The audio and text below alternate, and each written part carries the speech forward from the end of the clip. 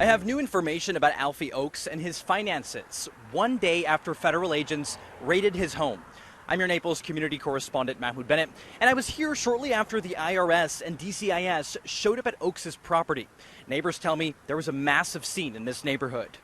There are still more questions after a swarm of agents arrived at two of Alfie Oakes' properties, one in North Naples and the other in Immokalee. On Thursday, a spokesperson from the Office of the Inspector General confirmed that federal DCIS agents were conducting law enforcement activity in coordination with the IRS and the Secret Service. But the agencies have still not said exactly why they were here. Digging into court documents, we found a civil complaint filed by Farm Credit of Florida last month against the conservative businessman and his wife, accusing them of failing to pay back parts of a $4 million loan. Not a good look for America when you have 5 or 6 agencies show up at somebody's place of business or at their home.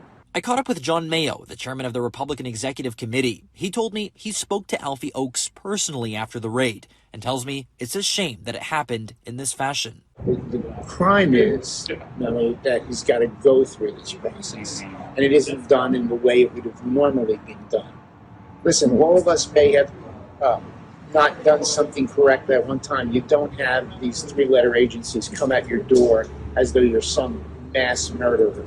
In the legal complaint, Farm Credit of Florida said it had the right to seize property if the loan wasn't resolved. But again, on Friday, it was still unclear if that's what prompted this situation. Oakes did not immediately respond to any questions, and when I came face-to-face with him on Thursday just outside his house, his only comment was, "Go Trump." Mayo says he believes the situation will come to a close soon. And he was fine, he'll be fine, and as I said before, I'm 100% confident he'll come out on top.